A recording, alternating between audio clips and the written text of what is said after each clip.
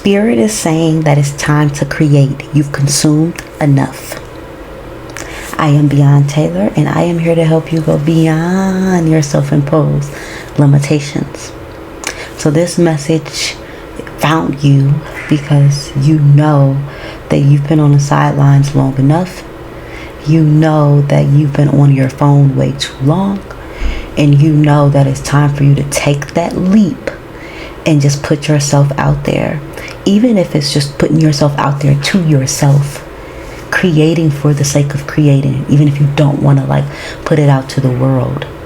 It's just time for you to stop consuming everybody else's work and start producing your own. I remember the first time I experienced disappointment. I was in maybe 5th grade, and I really wanted to be on Disney. I think that was always a desire in the back of my mind to be on Disney. And I heard this commercial, listening to the radio, and it was oh, if you want to be the next Disney star, call this number. And I damn near was singing the number so I could memorize it so I can call as soon as I got home. And I picked up that house phone and I called, and they're oh, do you have an adult around? And I knew, my heart dropped, everything, my world stopped, because I had already expressed to my mom that I wanted to be on TV and stuff, and she's oh, that's a cool dream. So I said, okay. So I went to my mom and I said, hey, can you talk to these people? These are scouts, talent people. They're looking for Disney stars, and I want to be on Disney. And she's hang up the phone right now. Hang up the phone. Hang up the phone. She's talking to me hang up the phone. Hang up the phone. I'm yo, what is your problem? She's hang up that motherfucking phone. So I hang up the phone. So that's a scam. They're just trying to take my money. You're not gonna actually be on Disney. That's a scam. And I'm okay, well, I want to do something. I want to be on Disney. I want to dance. I want to act. I want to do something. Can I get in a class, please? She's we don't got time for that right now. I can't afford that right now. Don't worry about that. And that really broke my heart, because all my life, since I was little, I was very dramatic, right? My personality was very over the top. That comes from my family. If you meet my family, I'm probably the most tame person, seriously. So it's but I also had this tendency or this desire to want to be in front of people, to show people what I'm made of. And to hear that, it really broke my heart. And for a long time, I used that story as an excuse, my origin villain story, as an excuse not to go after what I wanted, right? I used that as an excuse to do something that was more manageable or palatable to others, as far oh, I'll be a lawyer, or I'll be a doctor, right? These things are what I respected. If you watch my last video, I forgot the title of it, but I'll put it right here. If you watch my last video, I talked about how that's really indoctrinated in us to go for more logical fields, as opposed to the arts, as opposed to the creative arts. But it was always in me that I wanted to do something that was in more so the creative arts. But I've worked on forgiving my mom, forgiving most people in my life, just constantly forgiving, because I know that if people knew better, they'd do better. And I don't think that our parents, your parents, you may have a similar story, a similar, case as mine. Our parents are not, wanting to put us down. They're trying to protect us. So my mom, she may have had these ideas, these assumptions, these beliefs about being in the industry or creative careers, and for her it's we have to survive. I work so we can survive, and that was her biggest thing. So she wanted me to survive, and it took me a long time to understand that, but I used that as an excuse not to show up. And that even looked up until recently, me looking at other people and going I can do that, but I can't because my parents told me that I couldn't, and just constantly consuming, and that's how it showed up. With me consuming and judging other people so harshly, because I had a deep desire that I could do what they were doing, but I just didn't have the courage. I didn't have the audacity to show up and do it, and I used my parents as an excuse for too long. But then I forgave them, And before we get into the rest of this video, I do have a beautiful program. It's a mini mastermind. It's called Thriving Creator, and it's for someone just like you who's ready to step into their most abundant role as a creator and just put yourself out there and start to like delve in the energy of like the dreaminess, the magical nature of reality. That's why I always use like these mystic backgrounds, because this is really a magical, mystical place, and we forget that when we get into the mundane aspect of life. So that's what this program is going to help you do, is tap back into your magnetism, create and sell so you can make money from it, and also just like have the courage and the confidence to continue to show up for yourself. It's going to be a mini mastermind with me, you, 9 other women. So if you're interested, link is down below. So I did try in a lot of ways to express my creativity. I was on a speech team, I was in a drama club, I was doing cheerleading, I did dance, I did like a praise dance, I was writing. I did so many different things to express my creativity, but I never stuck with it. I can't tell you anything I think the only thing I ever stuck with is cheerleading. But other than that, I would start and stop. Start the speech team, wouldn't go all the way to the end. Start drama club, wouldn't go all the way to the end. Do talent shows, give a performance, and never think about doing it again. Yeah, poetry, same thing with poetry. Write. I'll have like a spurt of writing, don't write anymore. Go to a couple open mics, don't go anymore. Oh, I probably have a clip of an open mic that I did when I was pregnant with my first son, Zane. I'll put it right here. Tasting is the importance. If love had a smell, it would smell like the aftermath of a rainy Tuesday afternoon. Dewy and cool, the sensation of love would tickle the nostrils, taking in millions of years old scents that all of our ancestors also got to enjoy. Or it would smell like my old apartment hallway, sparking up memories from my childhood that I once thought were forgotten. Moments that were filled with so much joy you couldn't hold on to them, because holding on meant missing out on the new moments that were right around the corner. If love had a touch, it would feel adjustable, always conforming to whatever the moment required, being the perfect mold for the situation. It would feel strong, able to withhold the most vigorous occurrences while also providing a gentle touch of ease. Ease of knowing that no matter what happens, love will always lead you through. If love had a sound, it would say that you're enough. It will constantly remind you that what you're doing is more than enough. It will tell you to slow down and enjoy these moments, because soon enough you'll... But I was always putting myself out there and writing and creating, but it just wouldn't last long because fear paralyzed me. Like I think the fear of actually making it is actually more terrifying than the fear of not doing it at all. You know, for some of you, you know you're talented, right? I have a client, she's like, the talent has always been there. It's just me being able to accept that I'm worthy of what I desire. And I know a lot of you can relate. You're talented. You know you're talented. You're told you're talented. It's just the fear of actually, like, what does it mean when you become successful, when the eyes are on you? That could be the fear that's paralyzing you. That's why social media can be a really great place to put yourself out there, because unlike an audience, you're not getting direct feedback, right? You get feedback from comments and whatever, but for the most part, people watch and go.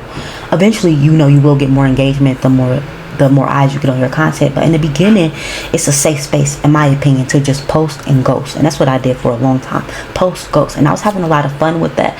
But still, I wouldn't stay consistent with it, because when more eyes were getting on my content, it's like, oh, I don't want your feedback. I don't want to hear what you think about my creativity and my content. So now I'm going to go back to what I do best and just consume and judge, because like they're putting themselves out there and they're comfortable with the backlash or the good, because even the good comments will get to me. Like, let me tell you something.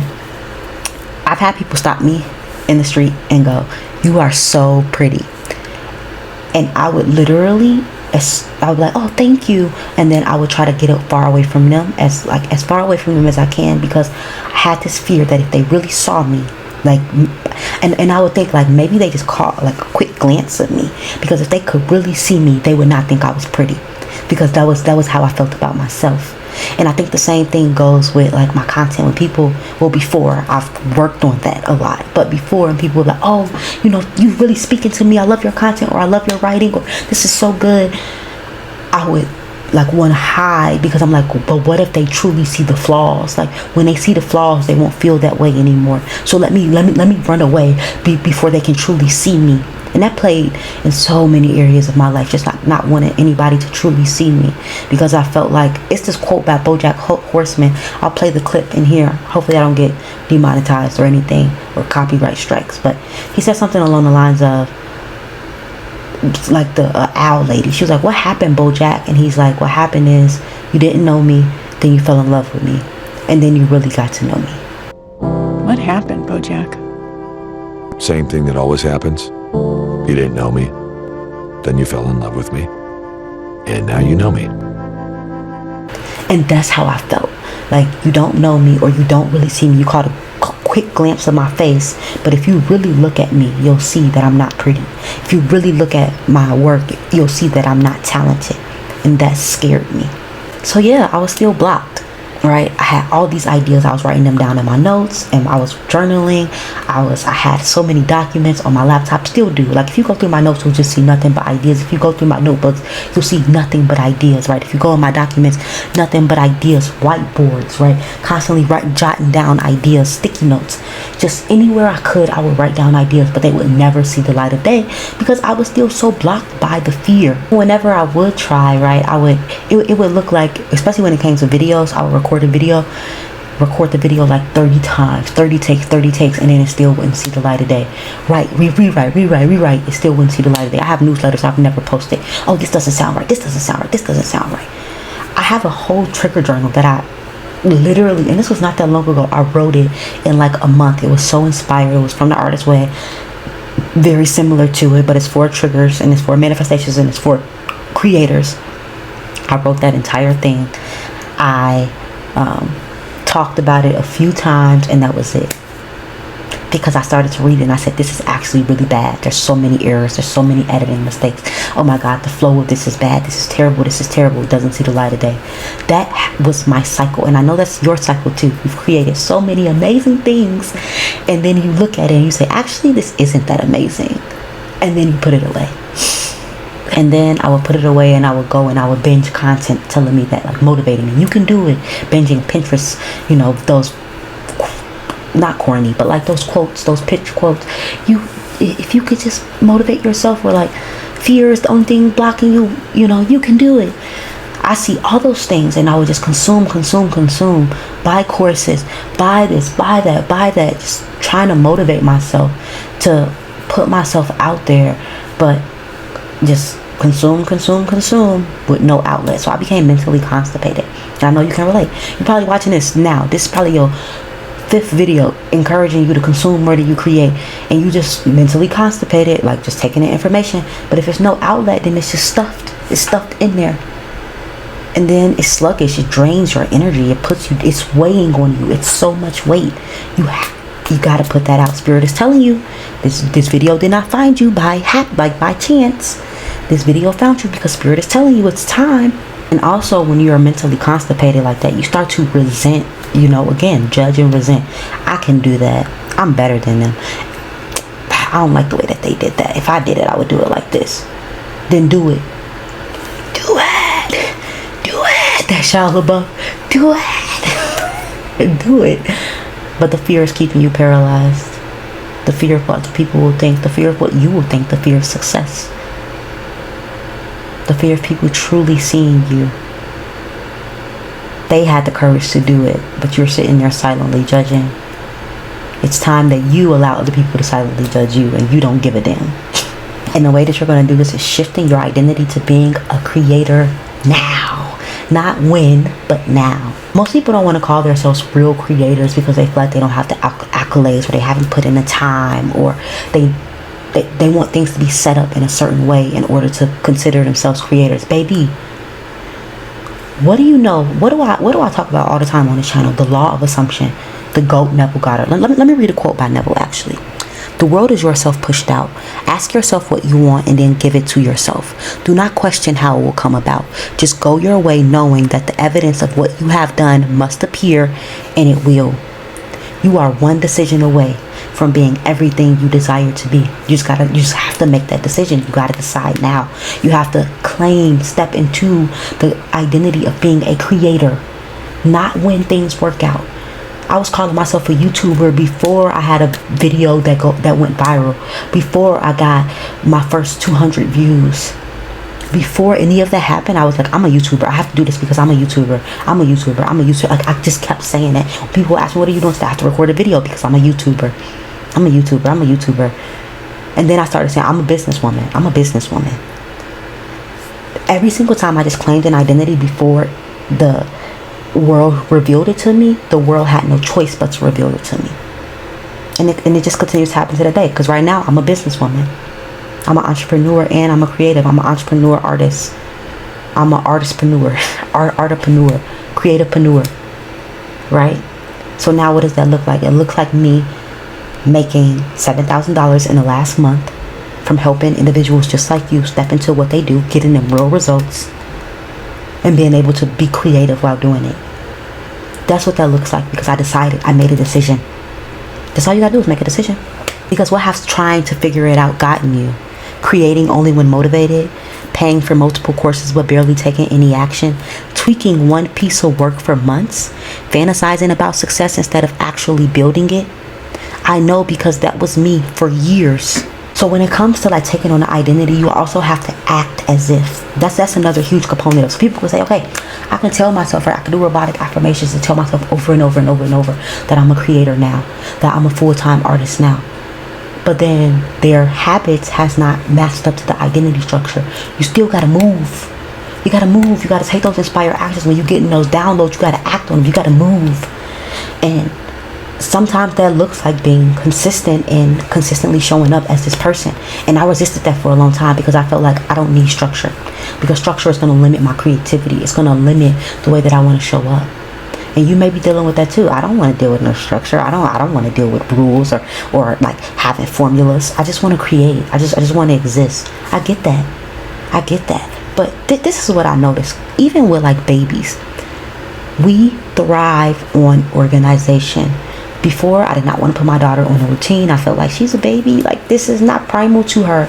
When I got her on that sleep schedule, baby, she is a happier baby. We are happier. All of us are happier. So the structure is needed, especially when it comes to your creative career. You want to have time set aside every day where you are dedicating time to stepping into the identity of being a creator. If you were a creator now, how would you move? How would you act? How would you talk? How would you think? How would you feel? How would you feel? Because feeling is important. Feeling is the secret. These are the things that are important. And you have to consistently do that day after day after day because of the compound effect. You just consistently adding on. And before you know it, you have a whole project. You look back and you recognize that you built something. But it's because you consistently showed up in this identity. And that comes with structure. Because without structure, what happens is you have bursts of creativity, immense creativity, followed by weeks of binging TV, eating junk food, engaging in behaviors that are not helpful to the identity that you are building for yourself. Because you're relying on motivation. You're relying on those bursts of creativity. Have a structure. Create your life in a way where it is honoring your artist, honoring that creative aspect of yourself. And that's by accepting that you are a creator now, not later, now. And embodying that through your actions. Because devotion is love in action, and I love that. Like, I know consistency and discipline can seem a little but think about it as devotion. I love the word devotion. Like, for me, I have a devotional relationship with my spirituality. I'm very devotional with journaling, with meditating, with doing self-inquiry, because I want to be in communion with God, with the creator, with source, with the divine. I want to be in communion with this. So I'm going to be very devotional, because I know that when I'm not, I start to forget that me and the creator are one. I start to think that I'm a part. I start to think that the creator is not hearing me, not listening, not honoring me. So that's why devotion is important with spirituality, and also with your craft. Devotion and with the assumption. You got to be devotional to the assumption of assuming that you are a creator now, not later, but now.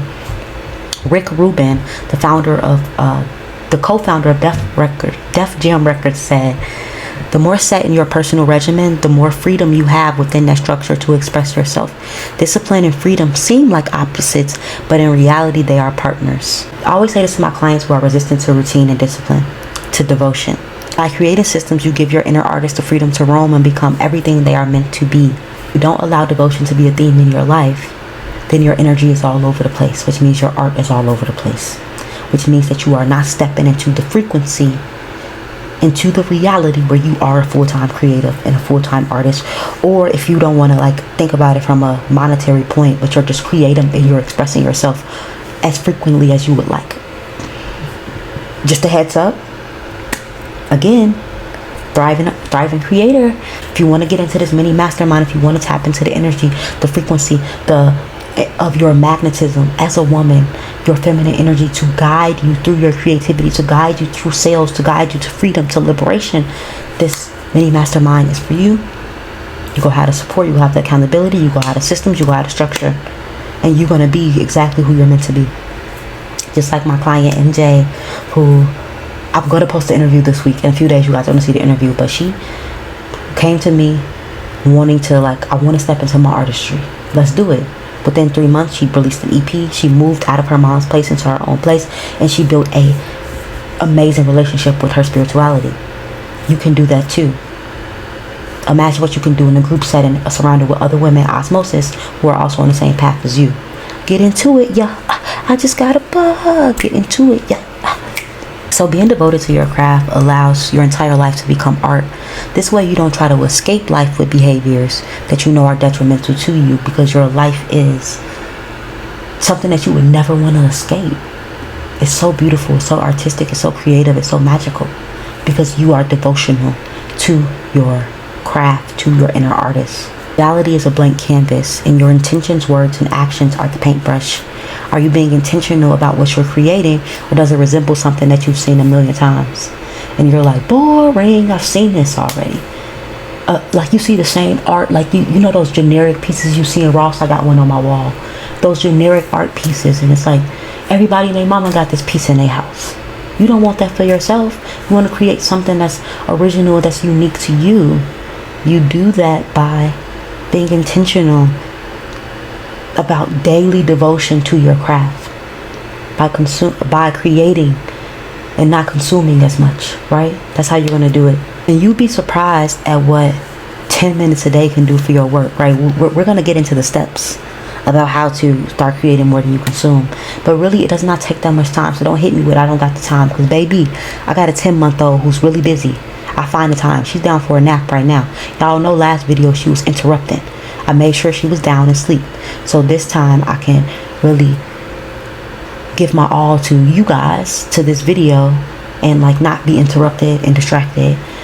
But you find the time, right? I had to put her on a system because it was interfering with my creativity, with my art. You're going to find the time, even if it's just 10 minutes a day. If I can do it, you can do it. I stay at home with her. I've been staying home with her since she was born, and I found the time to build a thriving creative business. There are 4 steps to start creating more than you consume. Number 1 is assume you are a creator. Again, we already talked about this. Neville Goddard said your assumption to be effective cannot be a single isolated act. It must be a maintained attitude of the wish fulfilled. Most people talk about the law of assumption, but they don't fully understand it. To assume is just to think about it. And to think about it is not thinking from it. You have to think from the wish fulfilled, not think of it. When you think from the wish fulfilled, you are embodying the feeling of what it would be like if you were already a creator. So again, I ask you, if you had everything that you desired right now, how would you feel? And it doesn't have to always be this I would feel so excited and yippee and whatever. Maybe you would just feel neutral, normal. Maybe you would feel anxiety about it. Tap into those feelings and think from it, not think of it. What would you do? How can you start to put those actions into play now? How would you think? How could you think like that now? Well, what would you wear? Really embody. That is how you live in the assumption of your wish fulfilled. Not just think of it and then start to react to your circumstances. That's something that we're really going to get into in the Thriving Creator, the mini mastermind.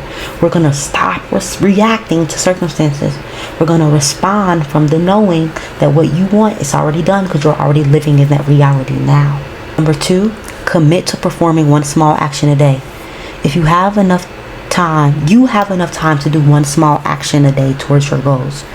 If the only thing you can do today is write a sentence, then do that. If the only thing you can do today is buy some materials, then do that. If the only thing you can do today is record a video but not edit it, you already know what I'm going to say. Commit to doing one small action a day. Again, the compound effect is going to start adding up. And then you're going to be like, oh, you're going to want to add more and more time, because you're going to see from stopping consuming so much how much time you actually have.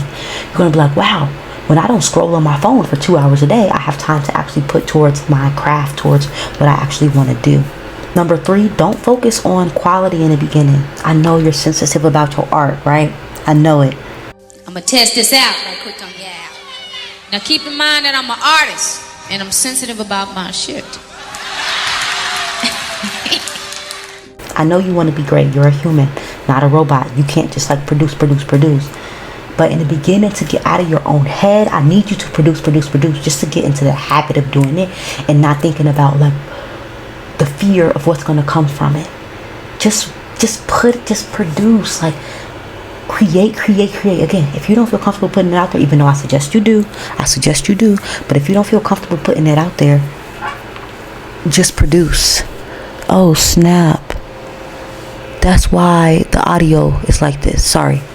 But just produce, okay? So put your art out before it's ready, even if you think it's not good enough, in the process of creating several times a week. This will help you get over the shame.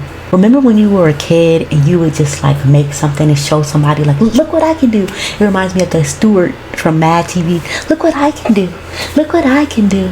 Look what I can do.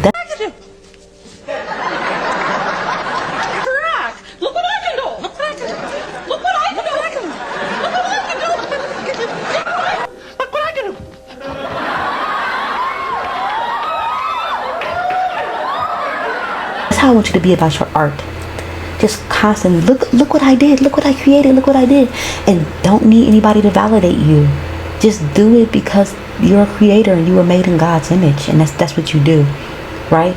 Reminds me of that Bible verse, right? Until we can be like little children again, we cannot enter the kingdom of heaven. You gotta be like a kid again to enter the kingdom of heaven. And the kingdom of heaven is just a state of mind where you are in a direct alignment with what you desire. And last but not least, number 4, keep God at the center of your life and work. Spirituality and creativity are the same thing. When we talk about God, the universe, consciousness, whatever you want to call it, we are talking about the creator. We are talking about the magical energy that gives life, breath. So if you want to create more than you consume, it's important to establish a relationship with this potent energy. You are not doing this alone. You are tapping into... When you have a relationship with God, you recognize that you are not doing this alone. You recognize that you have an infinite source that you can tap into for ideas. Sometimes you might feel like, oh, I'm going to run out of ideas if I post too much, or what am I going to talk about? You're not doing this alone. Get into a relationship with something much bigger than yourself and you'll see. And that's why, we were made in God's image. We were made to create. That's why spirituality and creativity are just two sides of the same coin. And when I wrote this, because this is from my blog, make sure you check it out in the link down below. But when I wrote this, I was like, oh wow, I was reading The Artist's Way, and she has said that. I got to a week, I think it was 3 or 2, I don't remember. But I was like, oh my God. And maybe because this is my 3rd time going through The Artist's Way, so maybe that's where I got it from. But I was like, yeah, absolutely. Creativity is the same thing as spirituality. So get into a relationship with your higher power. How do you do this? Prayer. For me, I like to worship through song, dance, self-inquiry. I'm constantly questioning the nature of like my limited identity to see that God is in the details, God is in everything. And then also like yoga. You be surprised just like how putting your body through the ringer in that way, through the stretches and through breathing puts you, because God is breath. That's going to put you into communion with the source. So however you want to connect with God, those are my preferred ways. You do you, okay? So this practice should be just as consistent as your art, and you don't need much time. Even if you only got 5 minutes, you dedicate 5 minutes to establishing that connection with the source. That's all I got for you guys. I love you guys. This was for you. And yeah, all the links are down below for everything that I've talked about. And I will be seeing you guys next time. Bye.